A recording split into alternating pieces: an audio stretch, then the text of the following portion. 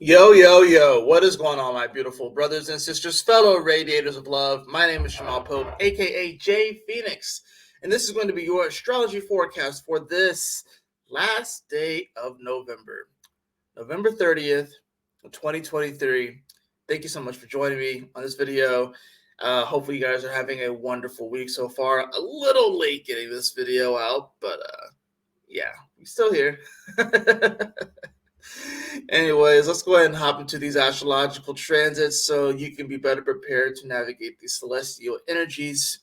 Let's get into the astrological weather, see what's going on here. So, all right, guys. Well, we do have, of course, the sun here in Sag, Mars in Sag, Mercury in Sag. Mercury will move to that last degree of Sag today. We also do, of course, have the moon here in Cancer, which will be making some interesting aspects today. It's already squared Chiron at the time of me making this video, and it's on its way to making squares to the nodes as well as Venus. And it will get ready to oppose Pluto, although the opposition to Pluto will probably occur overnight, early into Friday morning. So, you know, we're gearing up for what is essentially a cardinal cross, where we have energies in Libra, Aries, Capricorn, and Cancer, right? Now, what's interesting, of course, about this, leading up to it, before we really get to the cardinal cross, we are going to see that moon make a nice little sextile over to Uranus, and like I said, sextiles, they provide like these little opportunities, right? It's a minor, well, it's not a minor aspect, but it's sort of like, it'll give us this opportunity, with the moon and cancers wanting us to feel comfortable, wanting us to find those things that, really give us a sense of like this homely kind of feel, right? But with the sextile to Uranus here in Taurus, there could be opportunities to kind of open up and really see some of these, how would I say, these kind of out there aspects when it comes to just, I think connecting with people in a sense of like, similar values, similar morals. But with the being Uranus, it could be a bit out there. So this could be the opportunity, maybe, you connect with a family member that you didn't even realize that you actually had similar values, right? Coming off of this Thanksgiving and stuff like that. And this is usually a time where you tend to see your family more, talk to them more, and everything like that.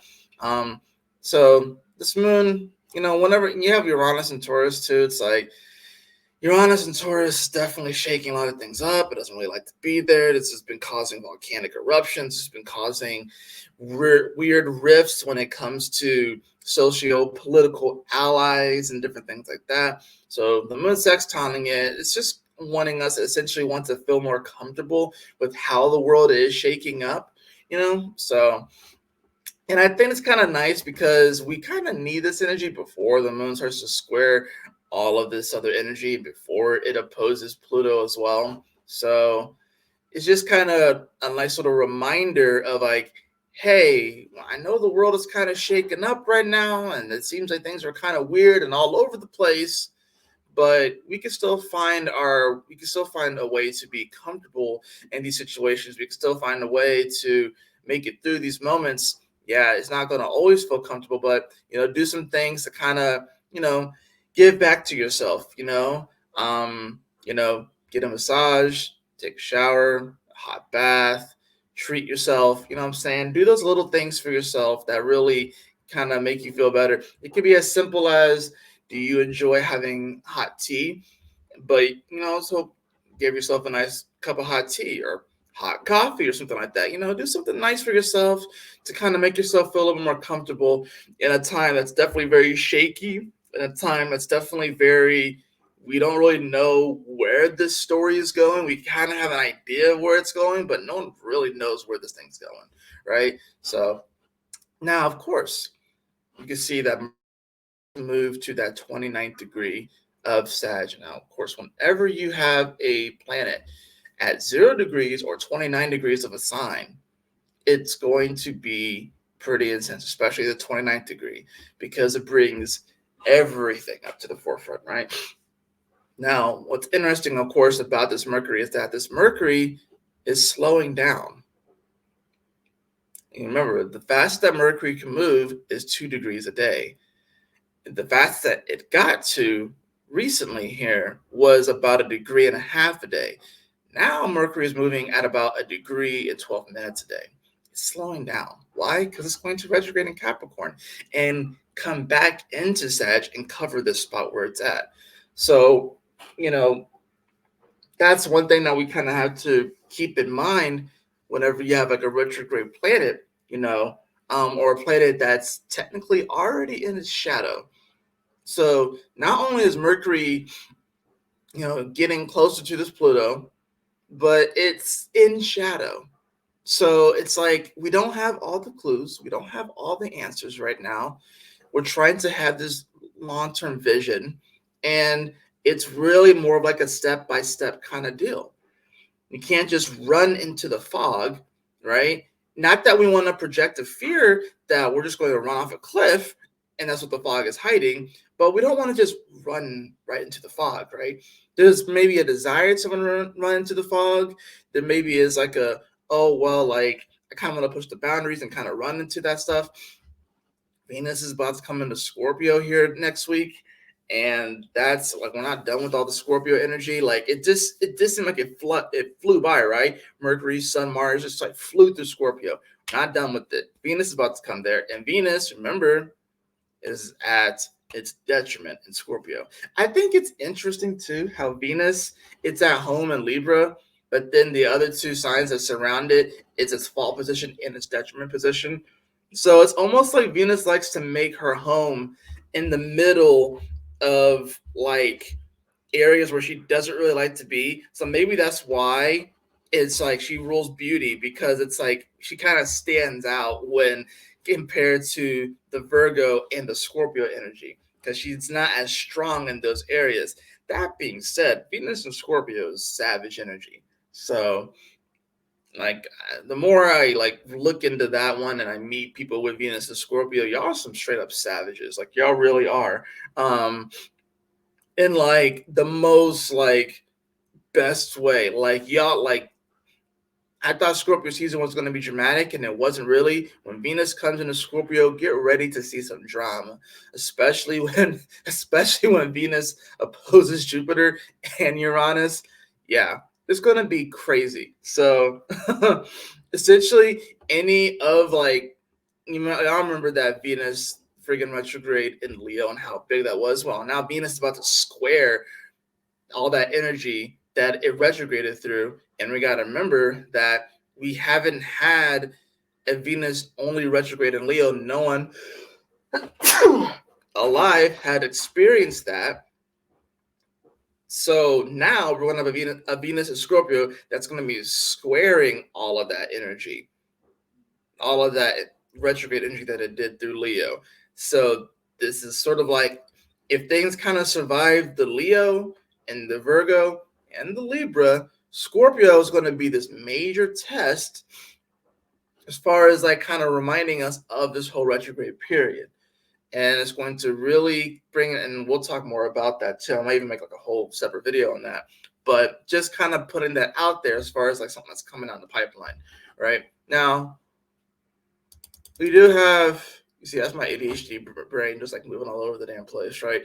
So we're not really going to see the moon make those aspects until a bit later in the day, right? So we're talking like 11:07 p.m. is when the moon will officially exactly square the nodes 2353, 2353, 2353.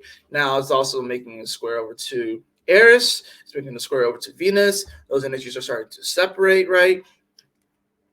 But it's definitely still going to feel intense. And the moon is coming into an opposition with Pluto at the same time, while the moon is also in trine to Neptune. Neptune, which is moving slow right now, moving very slow right now. Neptune is going to be the next planet that comes back online, right?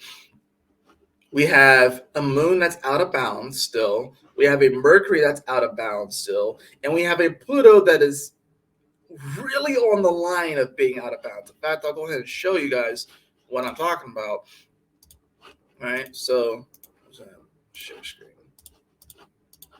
So An out of bounds planet, it's like 23 degrees and some change, right? So you see the moon out of bounds 26 north, Mercury out of bounds 25 south. Now we have Pluto 23 south 8. It is toting the line of being out of bounds. That's why it feels a little bit more exaggerated than usual, right? Even Mars is a little bit close. It's not quite as close. Mars is at 21. The sun's at 21, although the sun can never be out of bounds. So we have several planets that are out of bounds. Like I said, our emotions and our mind. And then we have Pluto, which is like really on that edge, that razor thin edge of being out of bounds. And it's at the end of Capricorn. And we got to remember that, you know, Pluto is going to come back into Aquarius, go back into Capricorn, and then go back into Aquarius. So we're still are going to be dealing with these moon opposing Pluto and Capricorns for the next year or so. We're still going to be dealing with it for a bit. So this is a very weird, auspicious time because we can definitely feel like a lot of things are changing. We can definitely feel like the direction is sort of shifting. We can definitely feel that, you know, some of these structures are crumbling. And because they are almost out of bounds, they're trying to really grasp at straws and grasp at anything to stay where they are. It's like the image I have in my head is that gravity suddenly turned off and people are just grabbing at anything to try and stay grounded. That's kind of what it feels like right now. You know, maybe you feel like that in your own life. Is that maybe the gravity kind of turned off and you're floating up and you're just trying to grab at anything to try and hold on, you know. But you have to ask yourself, you know, would it be so bad if you just kind of floated away? What if you are that dandelion just floating in the wind? You can't really pick where you're going to land as a dandelion. You have to go with wherever the wind takes you, wherever the wind blows. And, you know, that's frustrating for some people because they want to control all these different aspects of their life, you know. And I think that's the weird juxtaposition between fate and then free will, because yes, we do have choice. Like I have the choice, like I just made the choice and the decision to pick this up, right? Was that predetermined though at the same time? That's the thing. Can both of those exist simultaneously? That's the thing. I had the choice to, oh, I just picked this one up too, this stone. But was that fated? Was I going to do that? Was I meant to do that? Or did I choose to do that? That's the thing about this. So it's like if we are dandelions in the wind, we really can't control where we land.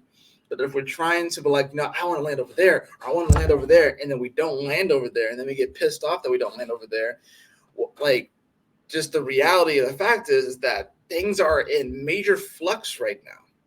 You have our emotions are out of bounds with the moon, and it's in its home sign, and they're way out of bounds. They're 20, it's 26 degrees north. Like it's way out of bounds. Our minds, way out of bounds, 25 degrees south. They're on opposite ends of the spectrum. Now, what's weird about it too is that the moon's score is plus 13 and Mercury's is minus 10. That's the weird thing about it. So it's like we want to trust our emotions, but it's still out of bounds, right? And then our minds are completely fucked right now. You know what I'm saying? So you're not going to be able to think your way out of these situations. You may be able to kind of feel your way through the fog, but it comes down to trust. It comes down to trust. Whether or not you trust yourself, whether or not you trust that you can make it through situations, whether or not you can trust that, you know, you are on the right path, that you are moving forward, even though you don't have all the answers, you don't have all the clues, you don't know exactly what's going to happen. Maybe your game plan isn't fully clear, but you have some steps, you have some plays in the playbook, utilize them, It's like people are trying to guarantee wins before they take a decision or make a jump. Well, newsflash, the decision was already made when Saturn hit 1 degree. So there's not much we can do about that, right? So just be on the lookout with the Mercury that's at the end of Sagittarius. People are really going to be talking about their beliefs and stuff like that and projecting it, many of him probably onto other people. And like I said, it's going to be very exaggerated. It's going to be very out there. It's out of bounds. And Mercury is weak as hell right now. So that's the thing, too. People might as well be speaking a foreign language. I mean, Sagittarius rules foreign places, and Mercury is all about communication. So people might as well be speaking a foreign language and then getting upset with you that you can't speak that language as well, and getting really upset and really flustered. That's the dangerous thing about this. If like you're speaking a foreign language with people and trying to get a point across and people don't necessarily get it, then that's the dangerous part with the moon being out of bounds, because then you can get really, really flustered. It's like that's when you have to go and, all right, well, let me do something for myself to make myself feel better and to not get so wrapped up emotionally and so enraged, so upset that someone may not necessarily see eye to eye with me on this particular thing. Let me, instead of trying to get this sort of validation from someone else, let me validate my own self with some self-validation, if you will, and take care of myself. Do something nice for myself. Whenever the moon goes into Cancer, that's when you kind of treat yourself. You know what I mean? Maybe you clean up your home. Maybe you light some candles. You know, you take like a nice little soak in the tub or something like that. Maybe you give yourself a facial. You know what I mean? Put like a mask on. Like that's what you do when the moon goes into Cancer, right? Like I'm about to make myself some nice coffee and just kind of chill for a bit. I need to work out, but I have like a minor little headache. But I probably should still work out. So yeah, people, like I said, Mercury Sag, people are going to be speaking a foreign language in many ways. And then there's a propensity to where if someone doesn't necessarily get exactly what you're saying, then maybe, these people or whatever, they'll get like really upset about it. And then be like, how can you not understand what I'm saying? How can you not embrace and believe the same thing that I believe? It seems so obvious. Yeah, to you. To you, it seems so obvious. But to me, not necessarily, because my life experiences haven't led me to the same spot where my dandelion's landing on this spot, your dandelion's way over there. How can we learn how to coexist with people that have different beliefs than us? And we realize that all these beliefs have a very similar core to them. Like I said, it's like a tree that's fighting itself. This branch over here is mad at this branch over here, and it's like the tree's like fighting itself. But yeah, you're connected to the same trunk, which are connected to the same roots. So it doesn't make sense. It looks dumb. Aliens are here. They just haven't made themselves like these higher beings or whatever like that. These higher intelligences, they're here, but they're watching us because they're waiting for us to stop being dumb. We're gonna be just flat out honest. They're just waiting for us to stop being dumb. They will show themselves eventually, but we got to get over these ridiculous differences that we feel like we have that aren't really differences. Let's get into the cards, shall we?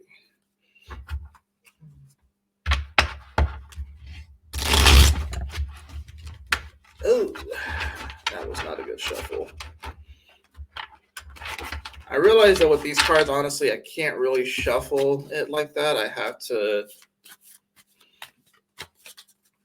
I can't do like a bridge with these. They're kind of stiff. There's some cards I can do that bridge with, but there are other cards that I can't really do it with. So this is one of those decks where I can't really do that with. Okay, you clearly want to come out. You kind of just stuck out. I'm going to continue to shuffle so we can see what we got going on.